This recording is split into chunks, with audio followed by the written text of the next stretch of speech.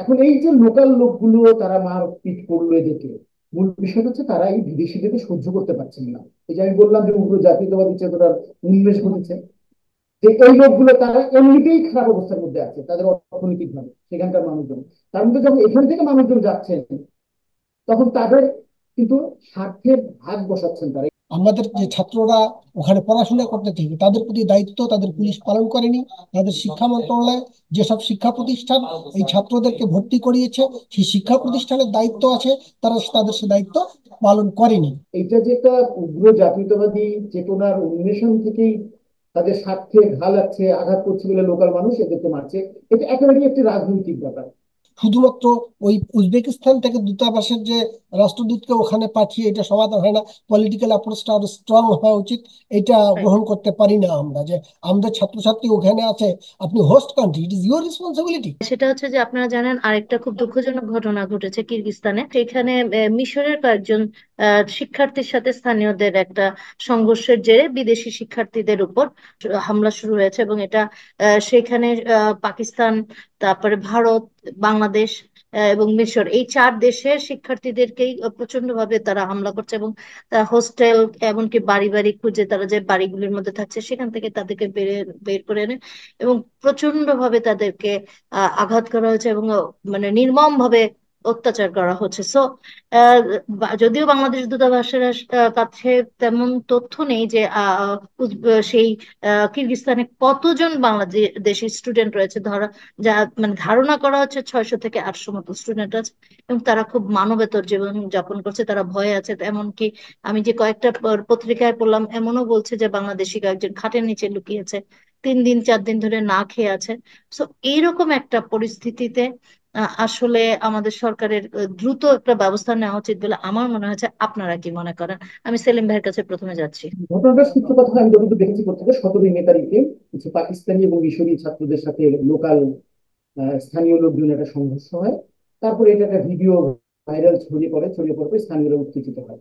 এখন ঘটনাটা কি শুধুই এইটাকে কেন্দ্র করেই, না এর পেছনে একটি বড় আসলে আর্থ রাজনৈতিক ব্যাপার রয়েছে, বা কিরগিজস্তানের লোকাল মানে রাষ্ট্রনৈতিক ব্যাপারও রয়েছে এর পেছনে?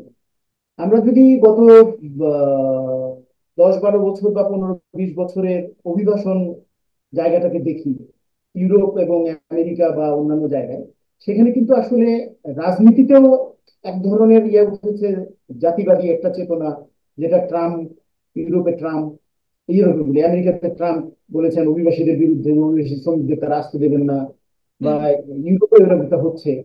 একটা জাতিবাদী চেতনার উন্মেষ কিন্তু ঘটেছে, জাতীয়তাবাদী চেতনা, উগ্র জাতীয়তাবাদী চেতনার উন্মেষ ঘটেছে, যেটা গত 20 বছর আগে ইউরোপ আমেরিকা ছিল না।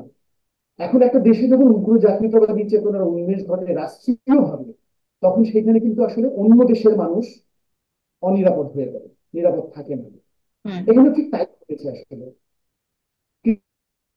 কিরগিজস্তান মধ্য এশিয়ার একটি দেশ এবং এটা সোভিয়েত ইউনিয়নভুক্ত একটি দেশ ছিল, সেই সময় এটার অবকাঠামো যথেষ্ট উন্নত হয়েছিল। কিন্তু সোভিয়েত ইউনিয়ন ভেঙে যাওয়ার পরে এই দেশগুলো যখন আলাদা হয়ে গেল, তখন এদের অর্থনীতি কিন্তু আর সেই জায়গাটাই নেই।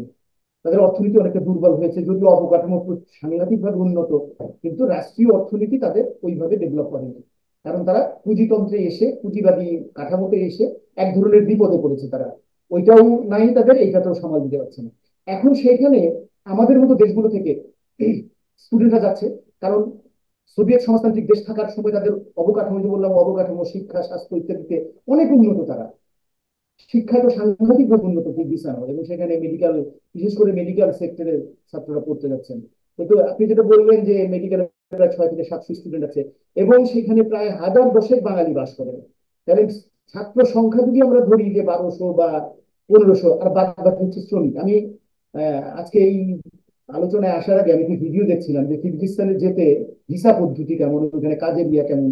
এটা ট্রাভেল এজেন্সির একটা ভিডিও।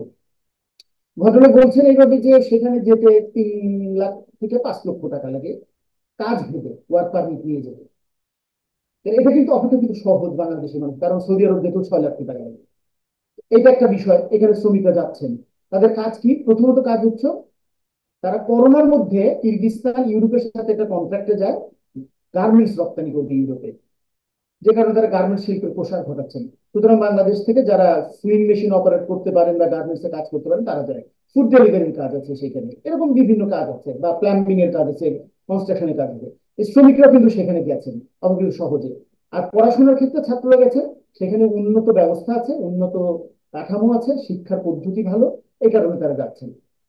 এখন এই যে লোকাল লোকগুলো তারা মারপিট করলো এদেরকে, মূল বিষয় হচ্ছে তারা এই বিদেশিদেরকে সহ্য করতে পারছেন না। এই যে আমি বললাম যে উগ্র জাতীয়তাবাদী চেতনার উন্মেষ ঘটেছে, যে এই লোকগুলো তারা এমনিতেই খারাপ অবস্থার মধ্যে আছে তাদের অর্থনৈতিক ভাবে, সেখানকার মানুষজন। তার মধ্যে যখন এখান থেকে মানুষজন যাচ্ছেন, তখন তাদের কিন্তু স্বার্থের ভাগ বসাচ্ছেন তারা। এটাই খুব সোজা বাংলায় আমি বললাম যে তাদের স্বার্থের হুম। ভাগ, এটা তারা বুঝছে না। যে কারণে এগুলো ঘটছে এখন। আপনি যেটা বললেন যে এখানে বাংলাদেশ দূতাবাস কি করছে, আমাদের কিরগিজস্তানে বাংলাদেশের কোনো দূতাবাস নেই। দূতাবাস এটা নেই। কিরগিজস্তান থেকে, তাসখান থেকে পরিচালনা করা হয়। হুম। এবং আমার পররাষ্ট্রমন্ত্রী আজকে সকালে সম্ভবত ব্রিফিং করেছেন, উনি হুম। বলেছেন যে সেখানে বাংলাদেশি কেউ হতাহত হয়নি এবং তাদেরকে খোঁজ খবর রাখা হচ্ছে। হ্যাঁ, এখন পর্যন্ত কোনো সিদ্ধান্ত হয়নি, তারা আসতে চাচ্ছেন এবং ওইখানকার স্টুডেন্টরা নিজ উদ্যোগে প্লেন চার্টার করে চলে আসার চিন্তা করছেন তারা। কিন্তু সরকার থেকে এখন পর্যন্ত এই ধরনের কোনো উদ্যোগ নেওয়া হয়নি, যদিও পাকিস্তানে একটা অংশ সরকারি উদ্যোগে সরকার প্লেন পাঠিয়েছিল, বিশেষ প্লেনে করে তারা পাকিস্তানে ফেরত গেছে এবং আরো বাদ বাকিদেরকে ফেরত আনার প্রক্রিয়া শুরু হয়েছে পাকিস্তানে। আমাদের দেশ থেকে এখন পর্যন্ত রাষ্ট্রীয়ভাবে এরকম কোনো উদ্যোগ শুরু হয় না, তবে এটা খুব দ্রুত করার উচিত বলে আমি মনে করি। এবং ছাত্ররা বলেছেন তারা অনলাইনে পরীক্ষা দেবেন, সামনে টার্ম ফাইনাল তাদের, এটা অনলাইনে তারা দেবে, সেই ব্যবস্থা তারা করে আসবেন। তো আমার কথা হচ্ছে যে এই যে এইটা যে একটা উগ্র জাতীয়তাবাদী চেতনার উন্মেষণ থেকেই তাদের স্বার্থে ঘা লাগছে, আঘাত করছে বলে লোকাল মানুষ এদেরকে মারছে, এটা একেবারেই একটি রাজনৈতিক ব্যাপার। কিন্তু তাই বলে তো আর অভিবাসন থেমে থাকবে না। মানুষ যেখানে রোজগার করতে পারবে সেখানে যাবে, যেখানে সেখানে সে উন্নত যাবে। সুযোগ পাবে সেখানে সে যাবে। সেটাই। এটা মানুষের সেটাই। মানে শ্রম হচ্ছে চলমান। হম। তো যে হ্যাঁ। কারণে এখানে যাবে, এটা রাষ্ট্রকেই দায়িত্ব নিতে হবে যত দ্রুত হোক একটা প্লেন চার্টার করে ছাত্রদেরকে সাময়িকভাবে হলেও ফেরত নিয়ে আসা। এখন প্রশ্ন হচ্ছে ছাত্রদেরকে আপনি ফেরত নিয়ে আসছেন, ছাত্ররা এখানকার সচ্ছল পরিবারের ছেলে পেলে, তারা পড়তে গেছেন ওইখানে, রাইট। তারা কিন্তু পড়তে যে কাজ করেন সেরকম স্বার্থে ভাগ লাগে হুম। বা ভাগ ভাগ নেয় তারা। এটাও লোকাল স্কুলের একটা বিরক্তির কারণ, বা লোকাল পিপলের কি কি বলে যে স্বার্থে আঘাত লাগলে তাদের একটা ক্ষোভের কারণ। হুম। তাইলে যে বাদ বাকি যে 9 9.5 হাজার শ্রমিক আছে তাদের কি হবে? হুম। হুম। এরপরে তো শ্রমিক হামলাটা আসবে, এবং সেটা আরো প্রত্যক্ষ হামলা হবে সেটা, কারণ শ্রমিকরা তাদের উপরে সরাসরি ভাগ বসাচ্ছে। তো এই সেই ব্যাপারটা এই এই আসলে কারণে আসলে এটাই হচ্ছে ইন্টারনাল কারণ এই নাহলে একটা ছোট্ট ঘটনা নিয়ে এতখানি মানে তারা আক্রমণাত্মক হয়ে যাওয়ার কথা না। যাই হোক, আমি একটু পুলক দাদার কাছে যাচ্ছি। দাদা, আপনি তো সেলিম ভাইয়ের কথা শুনলেন, আমারও প্রশ্ন শুনেছেন। তো আপনি কি মনে করছেন আসলে আশু কি ব্যবস্থা নেওয়া উচিত সরকারের? প্রথম কথাটা, যখন পররাষ্ট্রমন্ত্রী কথাটা বলেন আমি খুব উপস্থিত ছিলাম, আমি তো সকাল প্রোগ্রামের সময় কথাটা বলেছেন যে মারা যায়নি কেউ এবং আহতদের মধ্যে এটা না। আমি প্রথম কথা হচ্ছে আমার যে বাঙালি আমাদের যে বাচ্চা কাচ্চারা ওখানে গেছে ছেলেরা, এরা কেউ ওখানে অভিবাসী হয়ে যায়নি। হুম। টাকা পেমেন্ট করে আমার ছাত্রছাত্রীরা ওখানে মেডিকেলে পড়ে, সব মেডিকেলের ছাত্রছাত্রীদের আটক করা হয়েছে। এবং হুম। গ্যাঞ্জামটা হয়েছিল, যে গ্যাঞ্জামটা থেকে এটা সূত্রপাত, এটা মিশরের ছাত্রদের সঙ্গে ওখানকার লোকাল কিছু ছাত্রের মারামারি। হুম। হুম। এবং attack was very shameful and cruel, no doubt, we condemn this attack. হুম। হুম। এবং আমি আহ, এই উজবেকিস্তানের, সরি কি বলে, কিরগিজস্তানের সরকারের দিক থেকে যে রেসপন্স, এই রেসপন্সটাকে আমি পর্যাপ্ত মনে করি না। এবং অনেকটা দুঃখজনক, তারা দায় সারা রকমের এক ধরনের অবস্থান নিয়েছে। এবং দায়সারা অবস্থানের কথা বলবো যে তারা অনেকটা ফরেন মিডিয়া যারা নিউজ গুলো করেছে সারা বিশ্বে সেটাকে কন্ডেম করেছে, মানে সত্য তথ্য অস্বীকার করা। কিন্তু সত্যিকার অর্থে যে তারা হোস্ট কান্ট্রি হিসাবে আমাদের যে ছাত্ররা ওখানে পড়াশোনা করতে থাকে তাদের প্রতি দায়িত্ব তাদের পুলিশ পালন করেনি। তাদের শিক্ষা মন্ত্রণালয় যেসব শিক্ষা প্রতিষ্ঠান এই ছাত্রদেরকে ভর্তি করিয়েছে, সেই শিক্ষা প্রতিষ্ঠানের দায়িত্ব আছে, তারা তাদের সে দায়িত্ব পালন করেনি। এবং নিঃসন্দেহে আমরা এটা উদ্বেগের জায়গা, আমরা মনে করি যে আমাদের সন্তান সন্ততি ওখানে যারা পড়াশোনা করে তাদের পর্যাপ্ত নিরাপত্তা দিতে কিরগিজস্তানের সরকার সম্পূর্ণরূপে ব্যর্থ হয়েছে। এবং হুম। আমি হুম। বাংলাদেশের দিক থেকে রাষ্ট্রীয়ভাবে রেসপন্সটা পর্যাপ্ত মনে করি না। যে আমার কোনো ছেলে মারা যায়নি বা না, আমি এখন পর্যন্ত দেখেছি যে দুটো প্রভাবশালী রাষ্ট্র এই এই ব্লকের মধ্যে অ্যাটাক হয়েছে, তার মধ্যে একটা হচ্ছে মিশর। মিশরের রেসপন্সটা তো আমি ক্লিয়ারলি জানি না। ইন্ডিয়ান পররাষ্ট্রমন্ত্রী কথা বলেছেন এবং ছাত্রছাত্রীদেরকে নিরাপদে থাকার বলেছেন, ওরা ডিপ্লোম্যাটিক চ্যানেলে কথা বলার চেষ্টা করেছেন। পাকিস্তানে বিক্ষোভ হয়েছে এবং পাকিস্তানের রেসপন্সটা মোটামুটি স্ট্রং। একদিক থেকে তারা যেমন তাদের ছাত্রছাত্রী প্রায় 200-কে ব্যাক করে নিয়েছে ওভারনাইট। পাশাপাশি আরেকটা ঘটনা হচ্ছে যে পাকিস্তানের প্রধানমন্ত্রী শাহবাজ শরীফ নিজে তার ডেপুটি প্রাইম মিনিস্টারকে পাঠিয়েছে।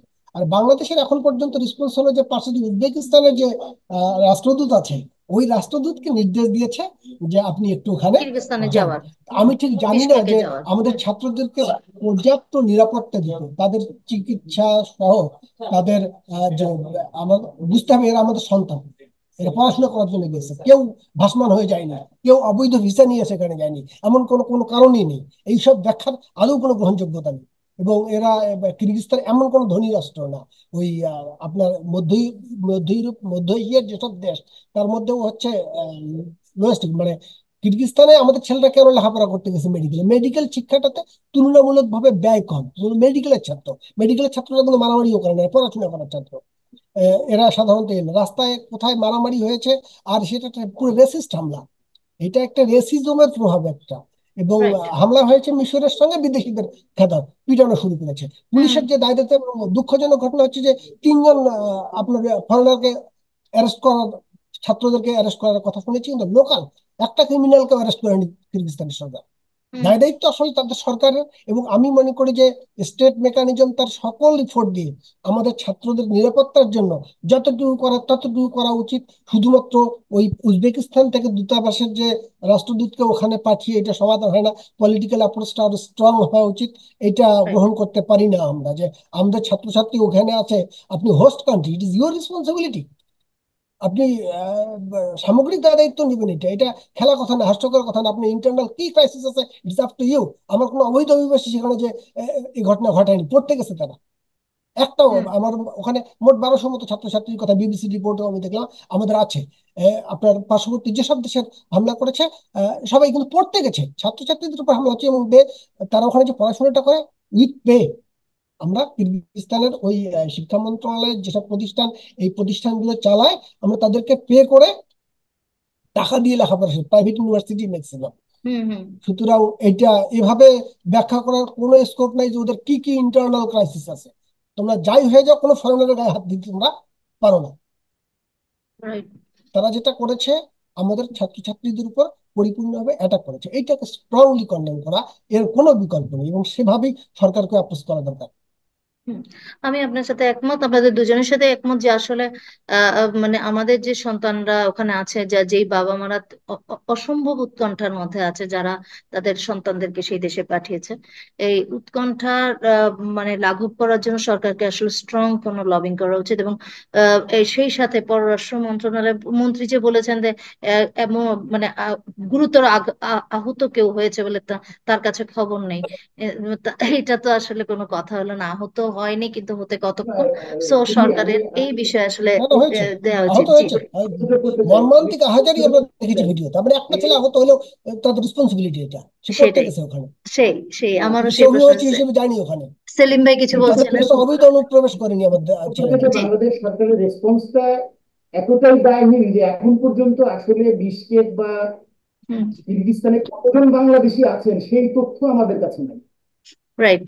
সেটাই। সবচাইতে দুঃখজনক আর কিছু হয় না যে আমার দেশের ইমিগ্রেশন হয়ে, যেটা পুলক বললেন যে সবাই বৈধভাবে গেছেন, হ্যাঁ, ঘুরতে হুম। হুম। গেছেন, পে করছেন, আমি সবকিছুর সাথে একমত।